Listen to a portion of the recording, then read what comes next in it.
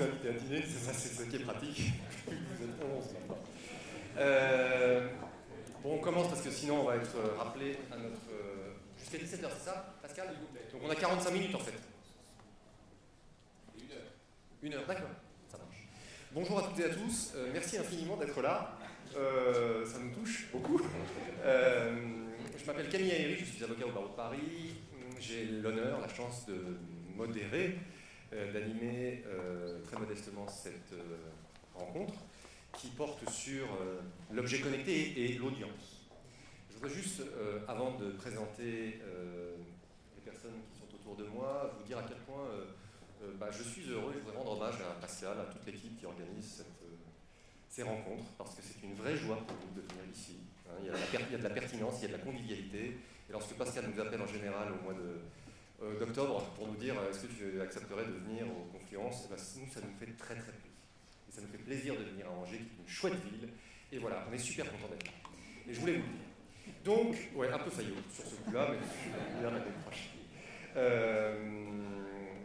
Autour de moi, Madame Kemener, magistrat, vous avez exercé au sein du parquet général de Versailles, vous avez également été responsable de la justice pénale au sein de la chancellerie, vous enseignez également les questions de cybercriminalité à l'École nationale de la magistrature, vous nous apporterez votre témoignage sur la conjugaison de tous ces sujets au cœur de l'audience.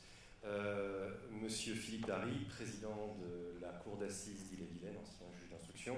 La Cour d'assises est évidemment un lieu où une justice plus solennelle, majestueuse, touche des sujets qui sont à la fois des sujets d'une très grande gravité et qui, du coup, interpellent les consciences du citoyen et attisent sa curiosité. Et c'est souvent autour des affaires d'assises qu'on a envie de comprendre l'humain, la justice, ce qui s'est passé, d'où la question, encore une fois, de ce choc, de ce dialogue très sophistiqué entre le droit à l'information, le devoir d'informer et puis la sérénité des débats judiciaires. Vous nous apporterez votre témoignage et par ailleurs, je précise que vous avez également présidé ce qu'on pourrait appeler le troisième procès Outreau, au cours duquel il y avait énormément de témoignages qui étaient apportés par visioconférence et c'est effectivement cette nouvelle forme de témoignage, de technologie qui vient bouleverser l'architecture générale de l'audience, qui peut soulever des questions nouvelles.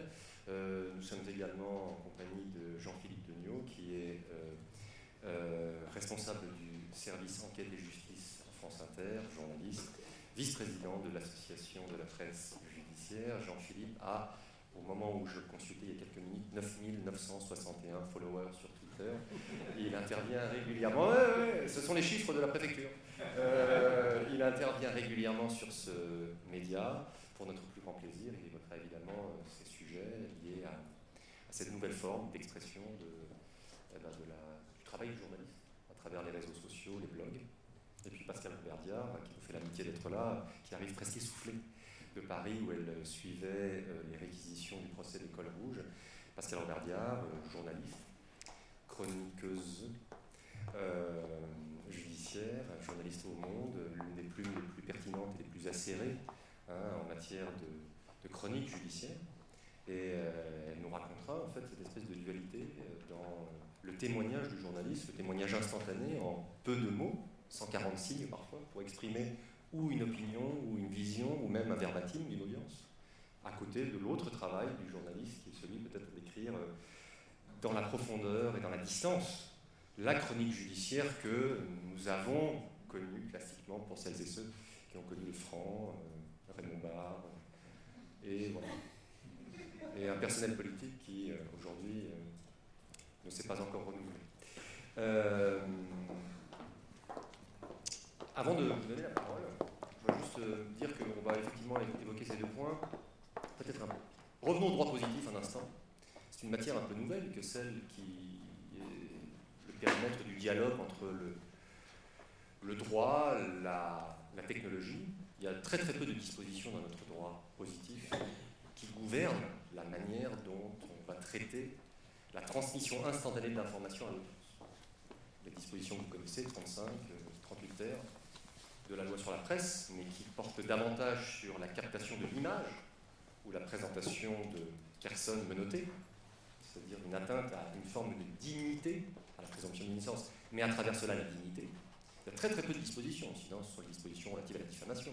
Sinon, c'est l'article préliminaire du Code de procédure pénale et les textes fondamentaux relatifs à la présomption d'innocence. Mais il y a peu de textes, donc on pourra aussi peut-être s'interroger sur le fait de savoir si une forme de droit positif, voire même une soft law, dont on sait aujourd'hui que la soft law est une sorte d'arbre qui penche, et on sait toujours que l'arbre tombe toujours du côté où il penche. Est-ce qu'une soft law, une sorte de code éthique, pourrait venir organiser, ou devrait venir organiser la manière dont on dialogue, dont on accède à cette information, dont on transmet cette information, qui peut aussi avoir des répercussions très directes sur la conduite du procès. Je pense notamment aux témoins. Il est une chose d'être avec son smartphone et de lire les tweets de Jean-Philippe ou de Pascal lorsqu'ils commentent une audience, mais c'est autre chose d'être témoin, d'être appelé à témoigner, d'être isolé des débats, mais néanmoins d'avoir une sorte de perception de ce qui est en train de se produire à l'intérieur de l'audience, ce qui nécessairement a un impact sur la vérité que l'on va être obligé ensuite de retraiter et d'évoquer. Donc tous ces sujets pour cette espèce de cadrage un peu désordonné, pardonnez-moi, pour lancer ce débat et passer la parole à nos invités. Madame Kemener, est-ce que vous accepteriez d'ouvrir le bal et de nous faire part de vos réflexions et peut-être d'un témoignage d'audience autour de ces sujets? Oui, je vais tenter. Effectivement, j'ai été prévue pour la table ronde demain. D'ailleurs, je serai là demain. Bonjour à tous. Je voulais remercier les organisateurs tout d'abord et aussi Maître Pascal Rouillet. Et également, en fait, je suis venue grâce à un de mes collègues qui est maintenant procureur, qui a transité par Angers et qui a dit, moi je ne connais pas ce sujet, donc appelez Anne Kemener. Et pour moi, je suis ravie d'être parmi vous pour vous livrer en quelque sorte un peu un témoignage. Je n'ai pas préparé cette table ronde, mais celle de demain. Simplement, en tant qu'avocat général à la cour d'assises, où j'ai porté l'accusation dans de nombreux dossiers, j'ai remarqué effectivement, j'avais même fait une note, mais qui n'a pas intéressé le garde des Sceaux de l'époque, sur les relations. J'étais pas objet connecté, mais c'était technologie numérique, Internet, dans le procès pénal. Suite à un procès que j'ai eu, effectivement, qui a duré 1 mois et demi, et où ça m'a vraiment fait réfléchir, puisqu'il y avait finalement 2 procès. Un dans la salle des pas perdus et un qui se déroulait dans la salle d'assises, et où l'utilisation des objets connectés ont complètement bouleversé le déroulement de ce procès. En fait, la présidente n'avait pas posé les règles au départ, et ça a été complètement désordonné. Dès qu'un témoignage, alors ça dépendait des moments, je vais dire 2 mots des témoins, mais concernant, par exemple, un témoignage qui pouvait être favorable à l'accusation, systématiquement, certains des avocats brandissaient leur tablette en disant que ce n'était pas possible, que le circuit emprunté par l'accusé, tout était démonté systématiquement. Et il se trouvait que, en tant qu'avocat général, je n'avais pas de connexion Internet. Donc, il y a eu un décalage complet, à tel point que j'ai commencé sérieusement à m'énerver en disant qu'il y avait une inégalité des armes caractérisées. Et j'ai beaucoup réfléchi... Vous voyez ce que ça fait à l'occasion de l'autre problème. Et justement, ça m'a fait réfléchir. Vous parliez de soft law ou de réglementation. Je pense qu'il faudrait peut-être élaborer soit un code de bonne pratique ou alors une charte informatique pour harmoniser le recours aux objets connectés dans le cadre des procès, mais au niveau national. Parce que là, il y a vraiment tout et son contraire. Et là, au cours de ce procès, je continue. Ça partait vraiment en tous les sens. Et à la fin, la présidente a confisqué les portables. Mais c'était un peu tardif, c'était donc au bout d'1 mois et demi de procès. Et tout était complètement désordonné. Donc je crois qu'il faut poser des règles valables au plan national, c'est fondamental. Alors pour les témoins, effectivement, j'ai bien noté ce qui a été dit en début du colloque. Je pense que là aussi, il faut fixer des règles identiques pour tout le monde. Je voulais dire deux mots, enfin on y reviendra peut-être, la vidéoprotection, non pas vidéoprotection, mais le recours à l'audition par vidéoconférence. Oui, voilà, dans un second temps, parce que j'ai quelques idées, mais je pense que qu'il faut mettre un peu d'ordre dans ce désordre, c'est le cas de le dire. C'est vrai que on a très peu de textes, comme vous venez de le rappeler, et je pense qu'il ne faut pas forcément réglementer, mais harmoniser. Je trouve qu'il y a vraiment une inégalité au niveau des différents procès d'assises. Moi, j'ai connu des situations très bien cadrées dès le départ. Alors, on peut dire que c'est la police de l'audience est réglementée évidemment par le président, mais beaucoup de présidents, je ne parle pas de vous, mais je pense qu'un certain nombre de présidents n'ont pas ce réflexe de l'intégration des objets connectés dans le procès, et je pense qu'il faut vraiment évoluer sur ce point. Voilà quelques petites remarques spontanées. Mais juste une question additionnelle, le séquençage du procès fait souvent, notamment dans les cours d'assises, que l'avocat général prend la parole avant la défense, évidemment, et avec un temps qui est laissé. Et au cours de ce temps, il peut arriver qu'on puisse être témoin, lorsqu'on est avocat général, des commentaires qui ont été faits sur Twitter. Est-ce qu'il vous est arrivé, vous, d'être témoin des commentaires qui étaient faits de manière immédiate de votre travail d'avocat général? Non, je sais pas. C'est-à-dire que moi, une fois que je rentre dans l'audience, dans le procès, je suis dans le dossier et je vais pas. Non, je veux faire abstraction de ce qui peut se dire. Et c'est vrai que c'est pas. Alors après, il y a des questions de déontologie.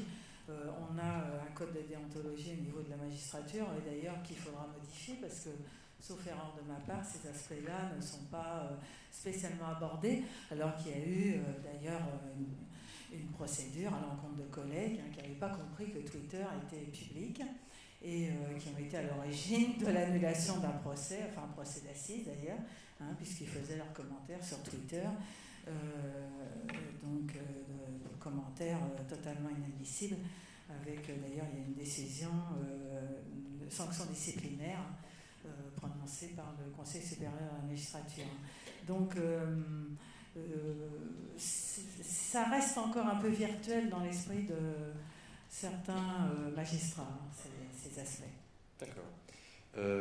Jean-Philippe a réagi de manière relativement visible. Il a subrepticement utilisé un défibrillateur lorsque vous avez évoqué la question d'une charte.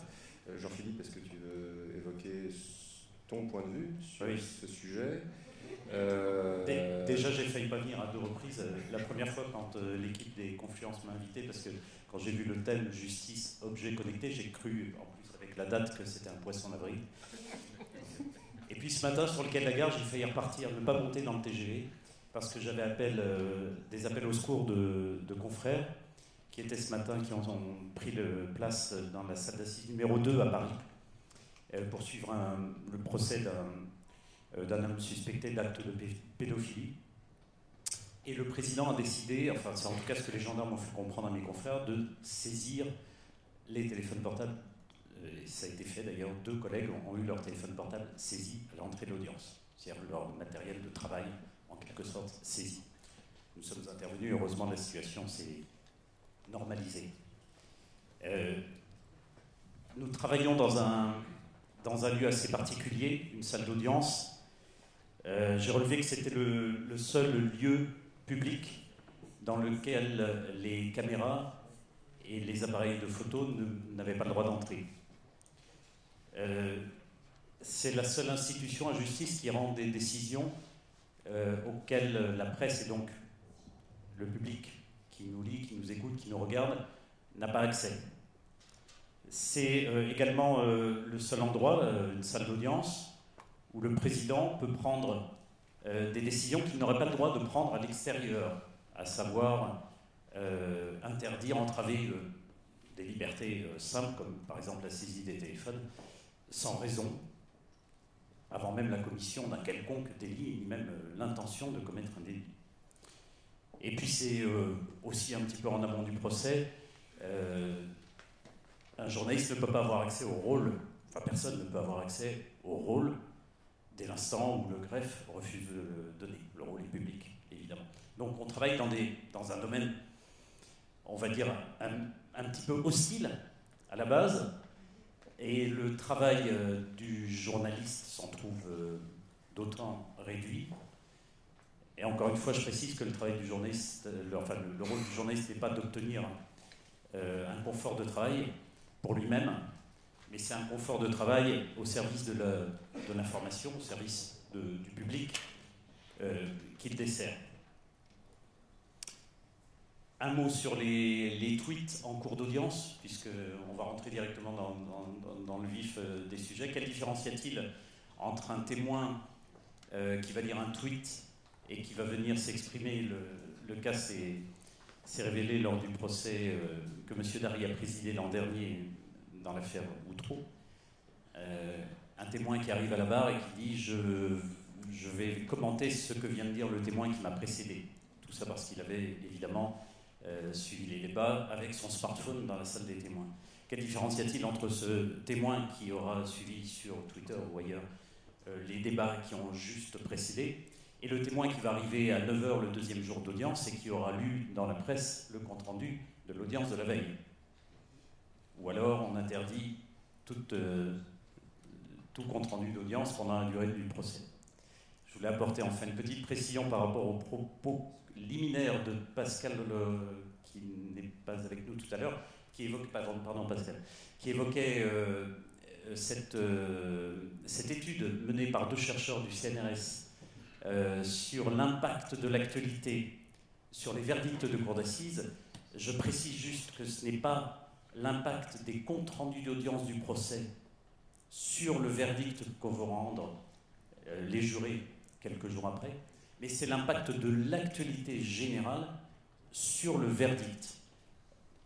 En l'occurrence, si on devait transposer cette étude aujourd'hui ou dans les semaines, voilà, on pourrait dire avec cette étude qu'une personne accusée ou un prêtre accusé de pédophilie qui est comparé en ce moment va prendre plus cher parce qu'il y a l'affaire Barbarin, entre guillemets, que s'il avait été jugé il y a 2 mois. Grosso modo, c'est ça que démontrait l'étude, mais ce n'était pas les comptes rendus d'audience qui sont faits sur le procès. Voilà, j'aurais 1000 choses à vous dire. La presse judiciaire regroupe 180 et bientôt plus de 200 journalistes qui sont spécialisés, qui travaillent aussi bien dans les médias nationaux que dans les médias régionaux. Je salue Jean-Yves Vignel, un de nos respectueux membres. La presse judiciaire se bat pour que justement des règles loyales puissent être appliquées à la chronique judiciaire. On va parler peut-être davantage avec Pascal des tweets d'audience. C'est une nouvelle forme journalistique qui ne remplacera jamais le compte-rendu d'audience que vous pourrez avoir le soir ou le matin dans vos journaux ou dans vos autres médias. C'est une autre forme, c'est raconter ce qui se déroule. Le tweet d'audience ne doit pas être lu à l'unité, il doit être lu comme un récit. Quand c'est bien fait, ça a une cohérence, il y a un début, c'est le début de l'audience, il y a une fin, c'est la fin de l'audience. Chaque tweet n'a pas une signification globale, c'est l'ensemble du déroulé des tweets faits par un journaliste, en général, qui aura une cohérence. C'est une nouvelle forme journalistique sur laquelle nous travaillons, notamment à France Inter et notamment à Angers, où nous sommes venus pendant 2 semaines pour le procès du docteur Bonnemaison au mois d'octobre dernier. Et nous avons décidé d'ailleurs à France Inter d'envoyer 2 journalistes à Angers, dont l'un était particulièrement chargé de live-tweeter l'audience, mais de la live-tweeter en intégralité. Nous n'avons raté aucun témoin sur ce long live-tweet, sauf peut-être un vendredi soir à 22h, parce qu'il fallait rentrer à Paris, le dernier train nous y a obligés. Mais ce live tweet d'audience avait une cohérence parce qu'il allait du début à la fin. Chaque tweet n'avait pas de cohérence. Et là, Jean-Philippe, on parle davantage peut-être d'un verbatim de l'audience. Alors, ce n'est pas un verbatim non plus. D'accord, c'est pas un verbatim, mais c'est une forme de retranscription. C'est une retranscription journalistique. Encore une fois, il y a un tri journalistique qui est fait comme un tri journalistique va être fait au moment de la rédaction d'un compte-rendu d'audience le soir, qu'on lira dans Le Monde le lendemain matin. On est vraiment sur cette notion, non pas d'intégralité, mais de rigueur. Mais ça sous-entend également qu'il n'y a pas d'opinion exprimée en tant que telle à ce moment-là par le journaliste versus certaines séquences où on peut voir des opinions, ce qui est évidemment parfaitement légitime, s'exprimer de la part de personnes qui sont dépositaires d'une vraie autorité sur la communauté des acteurs du procès. Et ça peut parfois perturber les différents acteurs du procès, les accusés, les prévenus, les parties civiles aussi, les avocats, l'avocat général. Donc il faut aussi avoir conscience de cette espèce d'immédiateté de l'impact. Oui. Ce que peut-être une autre forme d'expression plus classique de la chronique judiciaire, avec cette espèce de rythme, peut-être quotidien, permettait d'almodier. Il faut qu'on ait conscience peut-être de ça. Je ne le pense pas. Je ne le pense pas. Je pense déjà que les acteurs du procès, qu'ils soient avocats, magistrats ou jurés, attachent beaucoup plus d'importance à ce qui sera dit à l'intérieur de la salle d'audience qu'à ce qu'ils vont lire ou écouter ou voir à l'extérieur. Quand un juré passe, et quand ce n'est pas en plus son habitude, passe 8 heures, 10 heures, même parfois plus, assis, à écouter, à être obligé d'écouter sans réagir tous les témoins qui vont se succéder à la barre, les accusés, les parties civiles, les victimes, il sera beaucoup plus imprégné par ce qu'il aura reçu au cours des débats que par un résumé qui sera fait en 1 minute ou 2 ou sur une page le lendemain dans les journaux.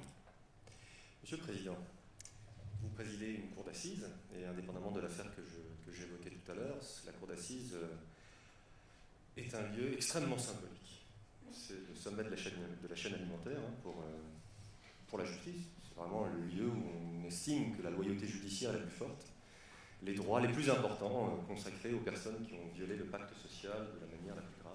C'est ce qui fait la beauté de la justice aussi.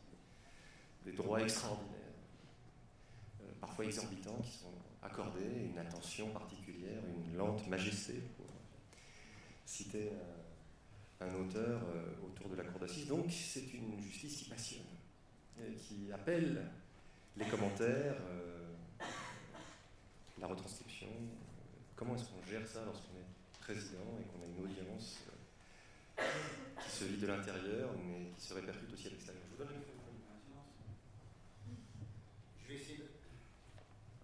Je vais essayer de répondre à votre question. Tout d'abord, je voudrais rebondir sur effectivement les propos de Jean-Philippe Degnaud sur les tweets, qui ne seraient que des commentaires, j'allais dire, loyaux et de bonne foi d'une manière générale. Je pense que c'est effectivement le cas. Mais le tweet peut être une arme, et je fais référence à un excellent article de François Saint-Pierre dans l'Agit pénal, justement, il y a quelques temps, qui expliquait qu'un avocat ou une partie peut être parfois déstabilisé par un tweet, lorsque le tweet, il parlait de tweets assassins, de tweets qui, effectivement, peuvent déstabiliser une partie à un moment où celle-ci est en situation sinon de faiblesse, au moins de difficulté au sein de l'audience. Un avocat général qui prend la parole et dont on dit que son réquisitoire est à marée basse, par exemple, dans un procès qui était le procès de Cynthia, etc. Ça peut déstabiliser, ce qui était vrai, donc mais peut-être vrai ou pas vrai. Je crois que de ce point de vue-là, le tweet peut avoir une influence sur la prise de parole des uns et des autres à un moment où on est un peu plus fragile, parce qu'évidemment, l'audience de la cour d'assises, c'est une audience de grande tension, une audience où on n'est pas forcément très à l'aise. Moi, je voudrais revenir de manière plus générale sur ce qu'est la cour d'assises et sur l'intrusion de l'objet connecté dans son fonctionnement. Moi, je suis d'abord, je voudrais dire à titre liminaire, partisan d'une grande liberté à la cour d'assises. Ceux qui me connaissent pourront me démentir, notamment Maître Pinault, Maître Rouillet, qui a eu l'occasion de plaider devant moi. J'estime que c'est un endroit où une grande liberté doit être laissée pour justement laisser une chance à la manifestation de la vérité. Et donc je ne suis pas partisan de brider tellement les interventions des uns et des autres, et notamment je ne m'intéresse pas d'une manière générale à l'information que je trouve légitime et qui ne me paraît pas devoir être canalisée. En revanche, si à un moment ou à un autre du procès, d'une manière très concrète, le droit à l'information se heurte à la manifestation de la vérité, ou pourrait l'empêcher d'une manière ou d'une autre, je me réserve effectivement le droit, mais à minima, d'intervenir dans ce domaine. Alors si on reprend la manière dont une session d'assises se met en place et comment se déroule le procès d'assises, à quel moment l'objet connecté vient interférer avec le déroulement du procès. Alors je dirais qu'au départ, dans une session d'assises, le premier événement, c'est la révision de la liste des jurés.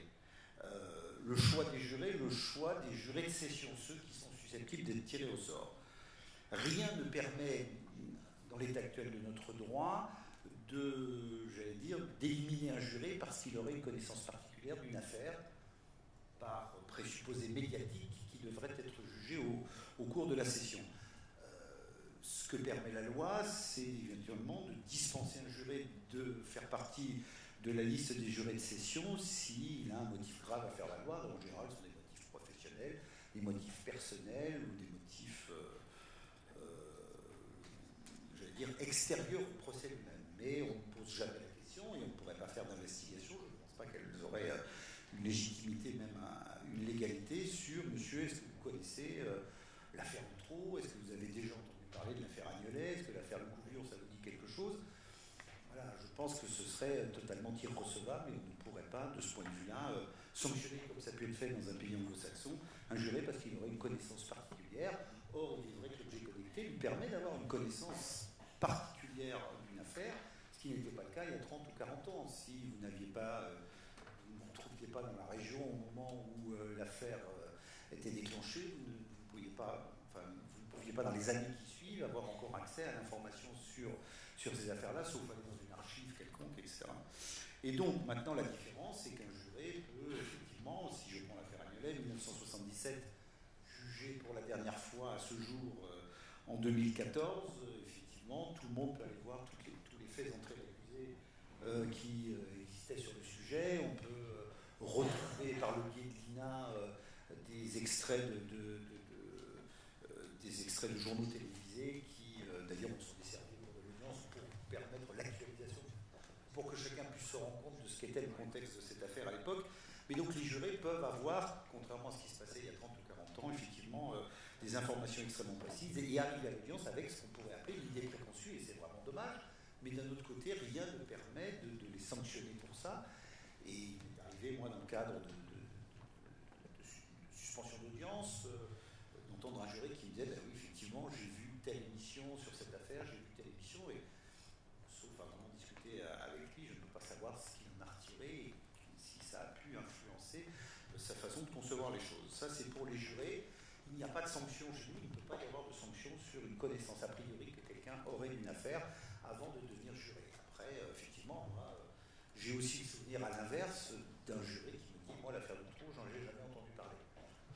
Encore à ce jour, je me demande comment il peut ne jamais en avoir entendu parler, et le fait est que c'est ce qu'il m'a affirmé, a priori, tout ce que je savais, il avait l'air assez sincère, et pour lui, c'était une découverte, même si vaguement ça lui disait quelque chose, il ne pouvait pas en donner les tenants et les aboutissants. Après, il y a l'audience elle-même. L'audience de la cour d'assises, depuis 200 ans, elle a vraiment pas changé. Elle reste à peu près identique à ce qu'elle était. Qu'est-ce qui a évolué? On a réuni la cour et le jury. Effectivement, on peut le critiquer. C'est aussi la spécificité du fonctionnement à la française. Les anglo-saxons considèrent que ce serait une hérésie. Mais voilà, on a quasiment changé peu de choses. On a récemment exigé la motivation des décisions de la cour d'assises, mais au regard de l'objet connecté, ça ne change pas grand-chose. Les deux choses qui ont peu ou prou à voir avec l'objet connecté, c'est l'enregistrement des débats, et encore, l'enregistrement il n'est pas connecté, à la limite qu'on le fait avec un UR à bande ou avec un disque dur, ça reviendrait au même. Encore qu'avec un UR à bande, on pourrait plus facilement retrouver les éléments à écouter, qu'avec le disque dur qui semble être d'une manipulation extrêmement difficile. Et puis, c'est la visioconférence qui, effectivement, tente à se généraliser. Je vois que dans la bibliographie qu'on nous a donnée, il y a est-ce que la visioconférence, c'est le procès de demain? Je pense que la visioconférence est un bon moyen d'obtenir des experts qui, par ailleurs, se sont tirés l'oreille pour venir à l'audience et veulent bien venir à partir du moment où ils ne sont pas obligés de faire X kilomètres pour venir.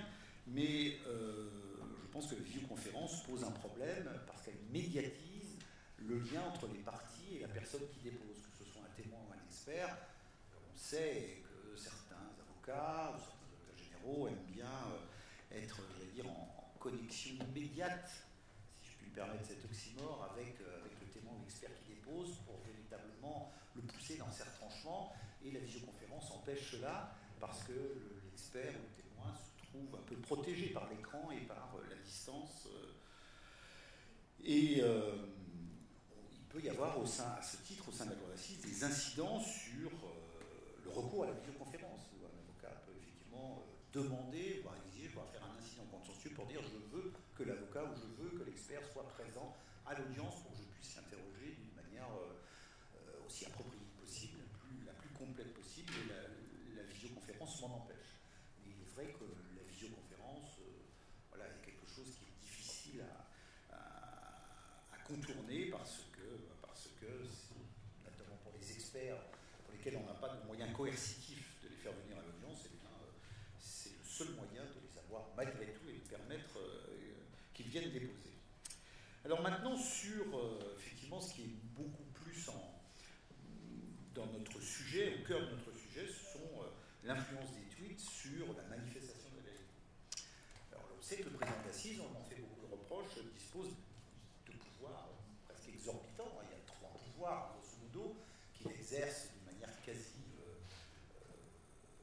illimitée. C'est le pouvoir de police, qui peut s'exercer à l'intérieur de la salle d'audience, mais aussi à l'extérieur, dès lors que des manifestations extérieures pourraient avoir une influence sur la conduite du procès et sur la sérénité du débat.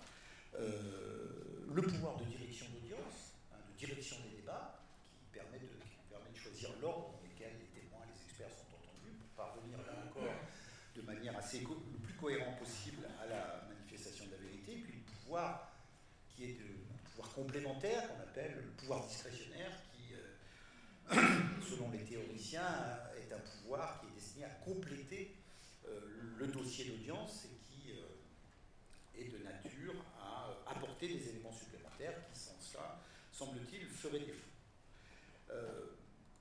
Moi, je dois dire qu'avant d'avoir été confronté à des procès médiatiques, effectivement, l'intrusion de l'objet connecté à la salle d'audience ne m'avait jamais posé de véritables problèmes. Et ceux qui sont le plus marquants dans l'influence qu'ils peuvent avoir sur la conduite des débats, c'est effectivement les tweets et les procès qui sont tweetés en direct et qui font l'objet pratiquement de comptes rendus verbatim. Alors c'est un peu exagéré, c'est pas verbatim, mais ce sont des comptes rendus extrêmement complets, en ce sens qu'ils peuvent avoir une influence sur une instruction d'audience. Je vais essayer de citer 2 exemples. Le procès Meillon, l'affaire Laetitia. Tony Meillon, le vendredi de la première semaine, annonce, pendant le procès d'appel, qu'il a un complice. Il ne veut pas donner le nom tout de suite, il laisse le suspense, monter, et puis il finit par dire que son complice, c'est monsieur Dupont, on va dire, monsieur Dupont, qui l'aurait aidé à découper le corps de la jeune fille. Il le dit le vendredi. Lorsqu'il donne le nom de cet éventuel complice, il apparaît que ce complice est un témoin cité au débat, qui doit être entendu le jeudi suivant, c'est-à-dire 6 jours après. Il est évident que dans les comptes rendus presse du vendredi soir de la fin de la première semaine, le nom de ce complice va être cité avec les tenants et les aboutissants de la déclaration de l'accusé et qui sont repris, et c'est assez légitime.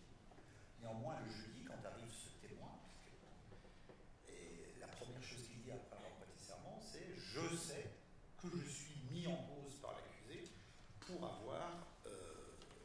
pour l'avoir aidé à découper le corps de Laetitia, je m'insurge, etc. » Et il suit ensuite sa déposition, etc.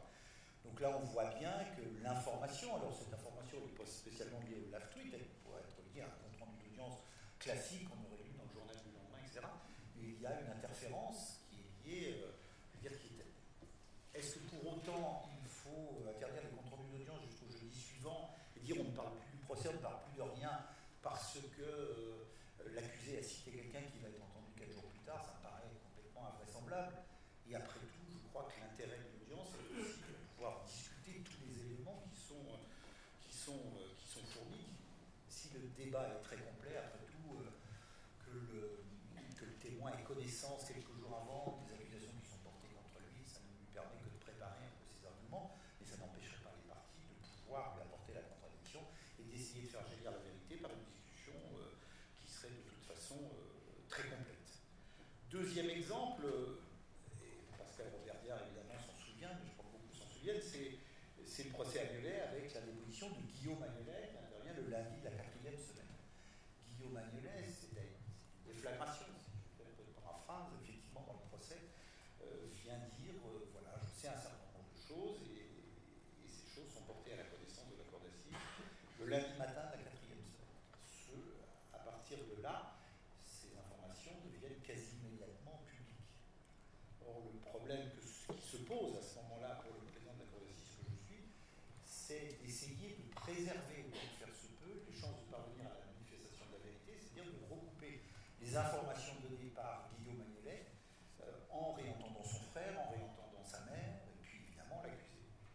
Chose qui ne pourra être faite de manière complète que 2 jours après, et là encore on se trouve avec la problématique suivante, c'est que la mère de Guillaume Agnelet a eu pendant 2 jours connaissance des éléments donnés par son fils.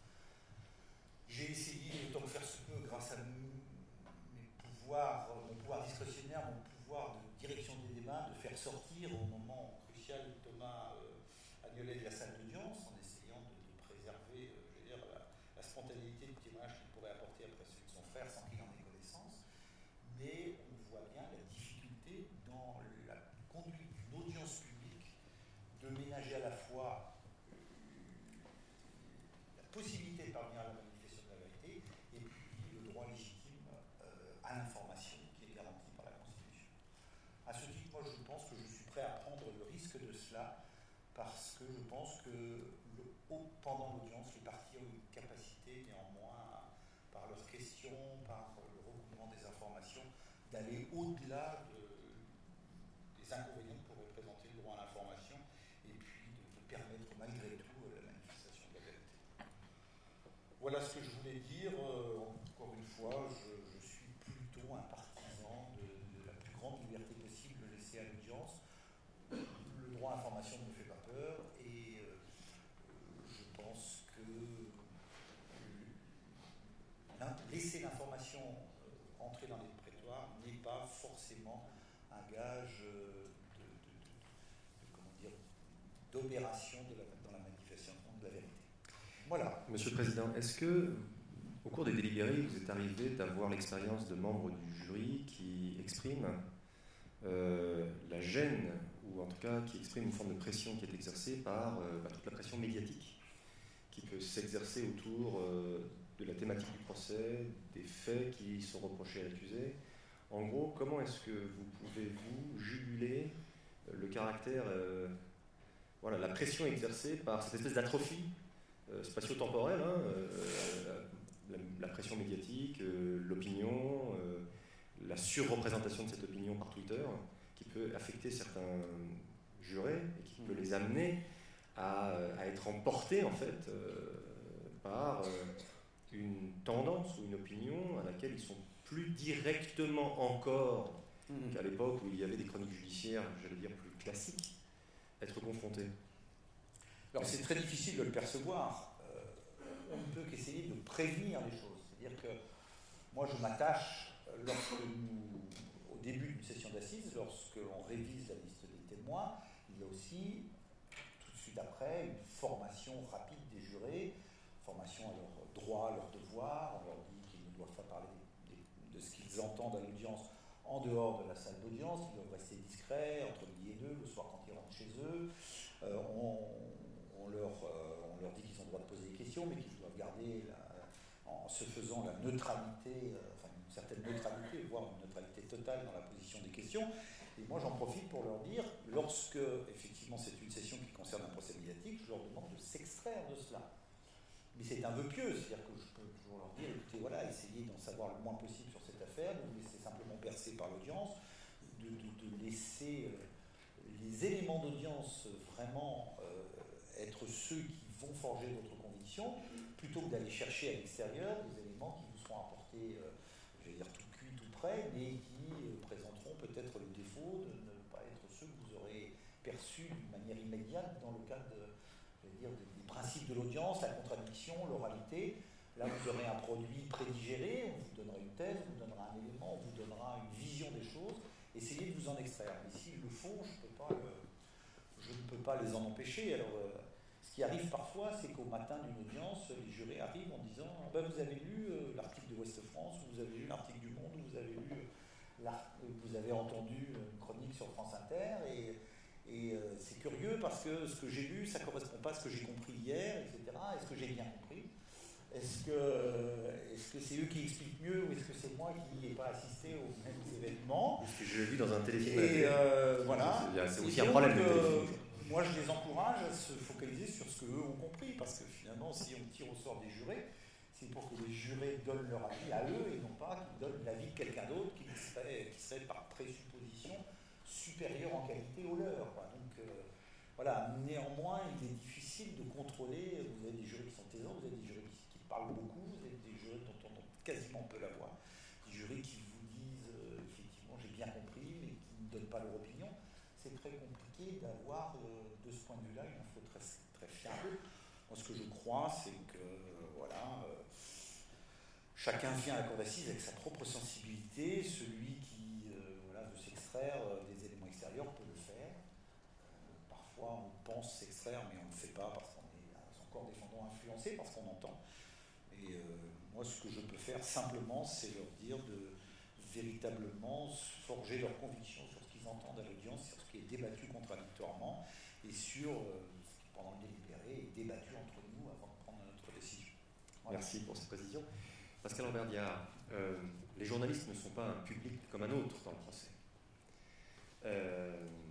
Mais le journaliste qui écrit sa chronique et le journaliste qui live tweet, exerce-t-il son art de la même manière ? Est-ce qu'il doit différencier, selon vous, son travail de journaliste à l'intérieur du procès dans le cadre de son expression via un live tweet, par exemple, du travail que ce même journaliste va accomplir le soir sur son ordinateur ? Alors, oui, pour moi c'est le même travail. Dans les deux cas, on est journaliste. Bon, évidemment, on a tous fait le tweet qu'on regrette, c'est clair. Je pense que tout le monde s'est trompé avec cet outil qui est un peu magique. Il y a eu à un moment donné une confusion avant de devenir, de le professionnaliser, je pense. Une confusion entre la place qui était la nôtre, le lieu de quelle place parles-tu ? Est-ce que c'est le journaliste qui parle ? Est-ce que c'est X ? Voilà. Donc je pense que les hommes politiques se sont plantés, les avocats se sont plantés, les magistrats, tous les usagers de Twitter ont à un moment donné dérapé sur ça. Les journalistes, évidemment, ont dérapé. Je pense que l'usage de Twitter par les journalistes est en train de se régler. Mais moi je suis frappée par le fait qu'on fait une énorme fixation sur Twitter. En fait, le problème, il est bien antérieur. Enfin, c'est pas d'ailleurs un problème, c'est juste une évidence. C'est qu'on est passé de journaux avec des bouclages quotidiens. Donc voilà, on lisait le journal le lendemain matin. On avait un certain nombre de flash radio. On avait le grand journal de 20h. Et puis sont arrivées les télévisions en continu, sont arrivées évidemment les radios en continu, les avaient précédées, les télévisions en continu, les sites d'information qui ont fait exploser, enfin pour la presse écrite évidemment, tous les horaires de bouclage. On boucle, il n'y a plus de bouclage, donc je veux dire, on est toujours en train d'alimenter. Les blogs d'abord, moi j'ai ouvert un blog de chronique judiciaire en 2007, en 2006 même.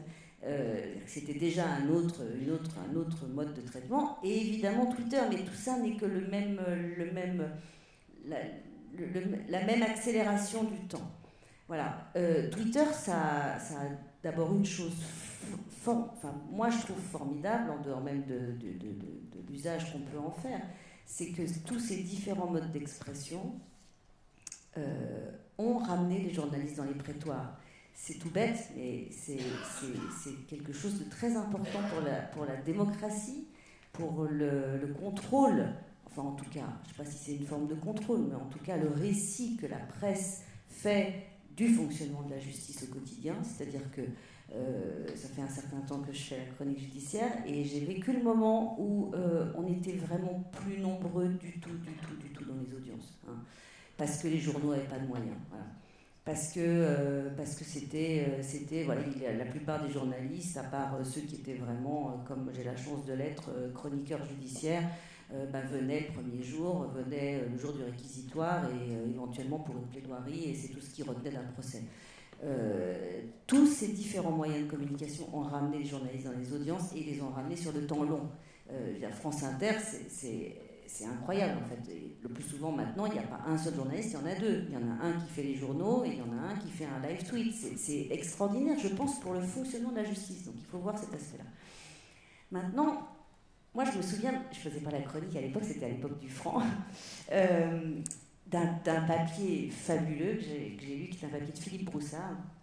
Alors c'est une question, c'est un cas très précis, très, très concret. C'est au procès au MVA. Et là, imaginons que ça se produise aujourd'hui. L'assistante de la secrétaire de Jacques Mélic est entendue comme témoin. Et bon, vous savez, c'est cette histoire où il fallait que Mélic arrive avec une voiture, je ne sais plus quoi, il y avait, bon, bref, pour prouver qu'il n'avait pas pu rencontrer Tapie. Enfin, je ne me souviens plus des détails. Enfin. Donc Jacques Mélic, à l'époque maire, député socialiste, etc. Et sa secrétaire donc témoigne et elle est pressée de questions et à l'audience en direct elle craque à un moment donné et elle avoue qu'elle a menti et qu'elle a menti à la demande de son patron et elle avoue tout et le patron il est dans la salle des témoins et le papier que j'ai lu qui était absolument génial c'est que Mélic, j'aurais adoré évidemment raconter ça, Mélic arrive gonflé de lui-même quoi, sûr de sa version, voilà, etc. Puis alors en plus, vraiment odieux, il est chez lui en plus, et il déroule tout son truc, et personne ne dit rien. Personne ne dit rien, et tout le monde sait que tout d'un coup, il va se prendre le camion dans la figure. Parce que tout le monde sait que lui ignore, il est le seul à ignorer que sa secrétaire vient de tout démentir, et lui, il parle, et tout le monde attend la question du président. Alors, évidemment, aujourd'hui, Mélic, dans la salle des témoins, il aurait eu son portable. Et là, vraisemblablement, il l'aurait eu. Parce que je cite l'autre exemple, qui est l'exemple effectivement Agnolet, parce que ce que vous n'avez pas dit, c'est que quand vous avez prévenu qu'on allait entendre Guillaume Agnolet d'abord en visioconférence, immédiatement après avoir lu le procès-verbal dans lequel il accuse son père d'être un meurtrier, d'abord vous aviez fait sortir Thomas, effectivement, le frère, mais vous aviez demandé à Thomas de donner son portable à l'huissière. Donc il est parti dans la salle des témoins, mais il n'avait pas son portable. Et ça aussi, c'est quelque chose évidemment qui a compté pour nous tous, c'est que quand il est arrivé, Thomas Agnolet dans la salle d'audience, nous on savait et lui ne savait pas. Ce qui est un effet assez violent. Donc voilà, c'est vrai que Mélic, je me dis, quand on n'a pas été prévenu, quand on a un aveu qui arrive spontanément et que le témoin est celui d'immédiatement derrière, c'est sûr que ça pose un problème, ça c'est clair. Sur l'influence qu'on exerce, alors sur les avocats, hein, je vais dire un truc. C'est que, bon, les avocats, je considère que si un avocat est déstabilisé par un tweet qu'il lit pendant l'audience, alors il faut qu'il change de métier, parce que d'abord, son travail, c'est quand même pas de regarder le fil Twitter pendant qu'il défend quelqu'un. Donc, je pense que, franchement, c'est sûr que c'est désagréable. Je pense que s'il y a un compliment, il trouvera ça nettement moins désagréable. Il trouvera que Twitter est formidable. Voilà, un avocat, il n'a pas à regarder son fil Twitter pendant qu'il est à l'audience. Et nous sommes des humains. Ah oui. Si on nous chatouille, ne rions-nous pas. Et si on nous pique... Voilà. Et qu'est-ce que je voulais dire encore ? Ah oui, et je voulais dire encore un autre truc dont on n'a pas du tout parlé, qui me paraît presque aussi important. C'est la question qu'on ne voit pas assez, qui est quand même la grande transformation que le web a apportée au compte-rendu d'audience. Bien sûr la rapidité, bien sûr la multiplication, mais autre chose Et je peux vous dire que quand on a un blog, on paye pour le savoir, ce sont les commentaires. Il ne faut pas oublier le problème des commentaires, parce que quand on parle de l'influence qu'on peut exercer ou que les papiers peuvent exercer sur les jurés, que dire des commentaires, des centaines de commentaires qui sont déposés par des gens en plus anonymes, les commentaires des tweets, les commentaires des blogs, enfin je veux dire, l'emballement, il est là. Ça, c'est important aussi. Et ça échappe à celui qui envoie son tweet. Moi, je me souviens au procès Viguier, qui était un procès, je ne sais pas pourquoi ce procès, cette histoire a totalement passionné le pays. C'était incroyable, c'était comme l'affaire Dreyfus, il y avait des dessins de Carandache, quoi. Ils en ont parlé, ils n'en ont pas parlé. Donc il y avait ceux qui étaient convaincus que Viguier était coupable, ceux qui étaient convaincus qu'éventuellement l'amant était coupable, et tout ça se battait, notamment dans les commentaires, et notamment, moi j'en ai le souvenir sur mon blog, à tel point que j'avais dû fermer les commentaires, parce qu'il y avait la mise en cause sans les précautions évidemment judiciaires, d'un type qui était témoin, qui n'avait jamais été mis en examen. C'est un aspect très important, les commentaires. Je pense que c'est vraiment un point, quand on parle d'influencer les jurés, de création d'un mouvement d'opinion, le commentaire suscité par le tweet, le commentaire suscité par le papier sur le site, ou sur tous les sites d'information, c'est un élément important. Voilà. Merci beaucoup. Je regarde Pascal, parce qu'on est en train d'approcher. Est-ce que c'est 10 minutes? Tu veux qu'on les consacre à des questions, peut-être? Eh bien, voilà, la parole. Le temps qu'on fasse circuler le micro, je voulais juste répondre à une de vos dernières interrogations sur ne faudrait-il pas une charte?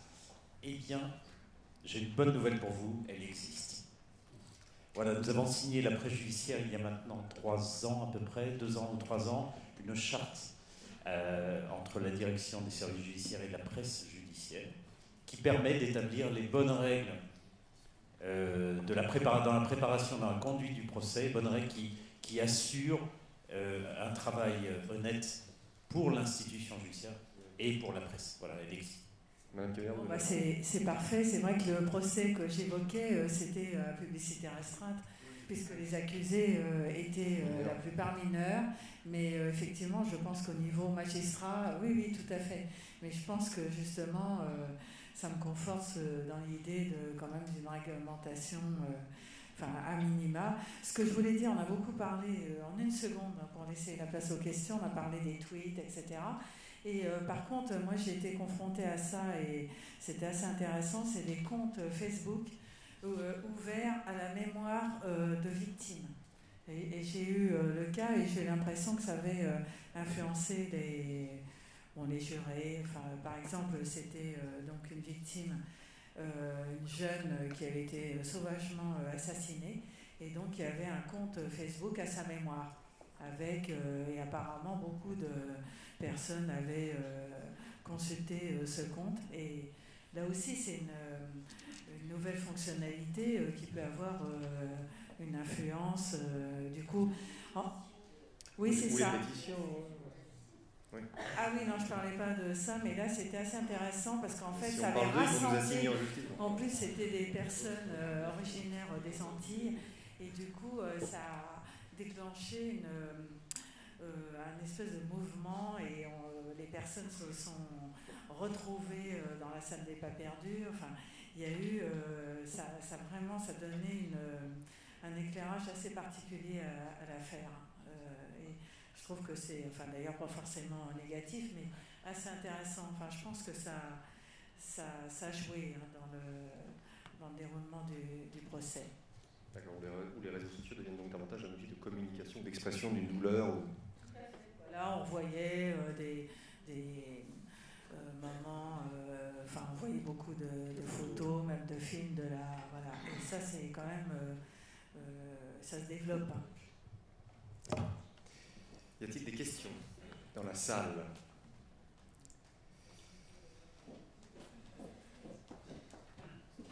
Madame. Bonjour à tous, Anne-Laure Platzelier, étudiante à l'Université d'Angers. Je prépare l'examen d'entrée à l'école d'avocat. Je voulais vous remercier pour vos interventions et vous poser une question plutôt générale qui s'adressera certainement à vous tous. Est-ce que l'objet connecté n'est pas finalement un petit peu la balance de la justice? D'un côté, pour les non-juristes, peut-être l'éducation au droit, parce que c'est, comme vous avez pu tous le dire, et notamment les journalistes, un moyen de véhiculer le droit, et dans les commentaires peut-être le côté des gens qui se permettent de donner un avis juridique alors qu'ils n'en ont peut-être pas le bagage. Et d'un autre côté, pour les juristes, comme Madame Kemener a pu le dire, est-ce que finalement les juristes sont préparés à l'informatique, aux nouvelles technologies, et est-ce que nous, en tant que juristes, on ne devrait pas avoir une formation là-dessus pour peut-être savoir pour l'avocat l'exploiter et le juge savoir peut-être prendre une bonne décision là-dessus. Voilà, merci beaucoup. Monsieur le Président. Merci.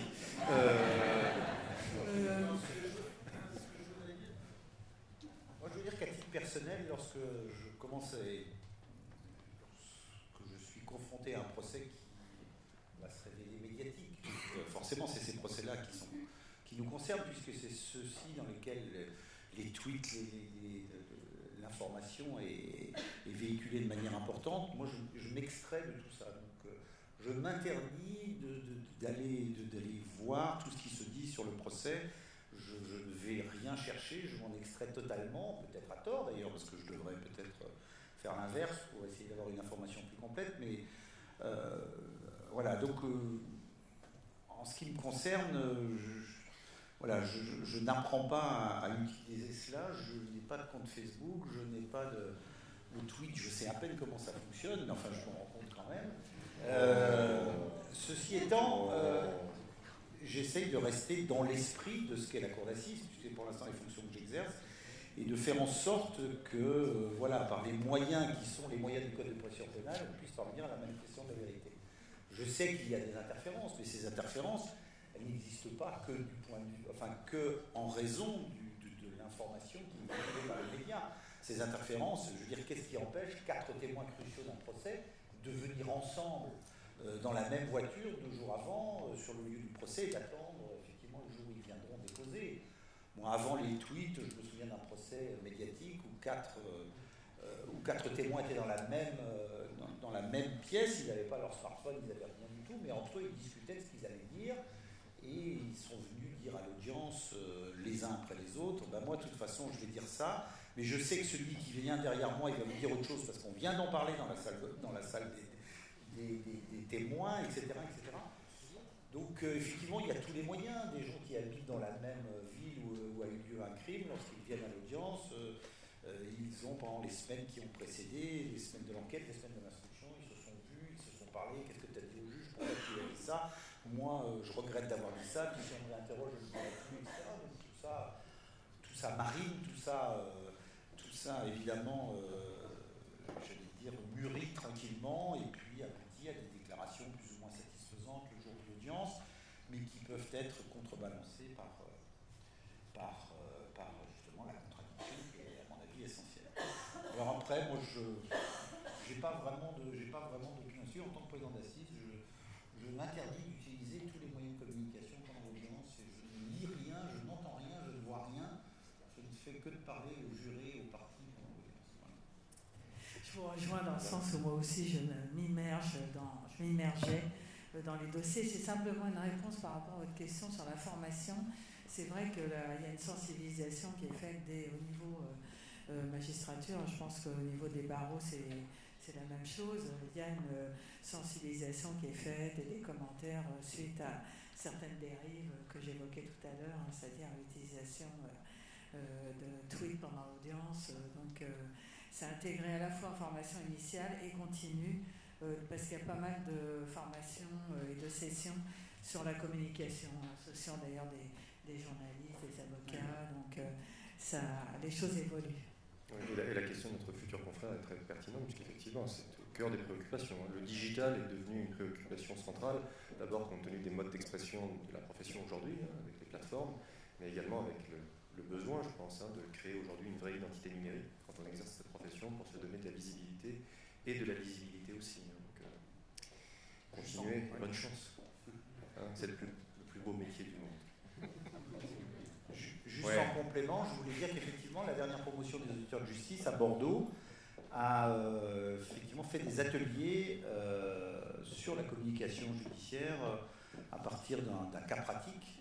Donc il y avait des ateliers avec des journalistes d'un côté des magistrats de l'autre, sur un événement qui était une prise d'otage dans une école à Bordeaux, etc. Et chacun faisait un travail qui lui était propre.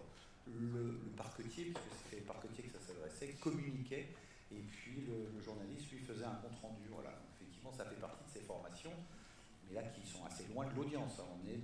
On est en amont de l'affaire, c'est-à-dire dès le départ de l'événement judiciaire, en quelque sorte.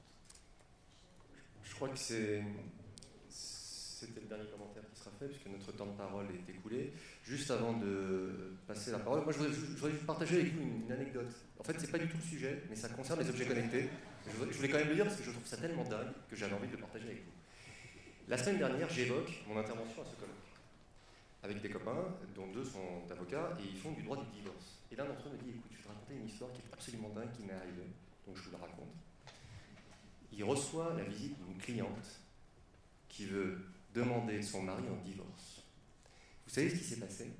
Elle est en voyage d'affaires et elle reçoit à 3h du matin la notification sur son smartphone que quelqu'un qui fait 51,7 kg est en train d'utiliser son PS Personne qui est situé dans sa salle de bain.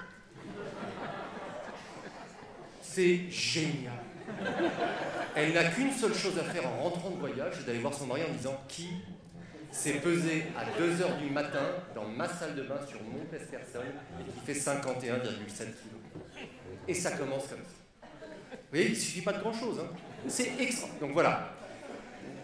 Conseil, la prochaine fois que vous irez chez Darty, chercher une Terraillon ou un truc comme ça, réfléchissez aux conséquences. Hein.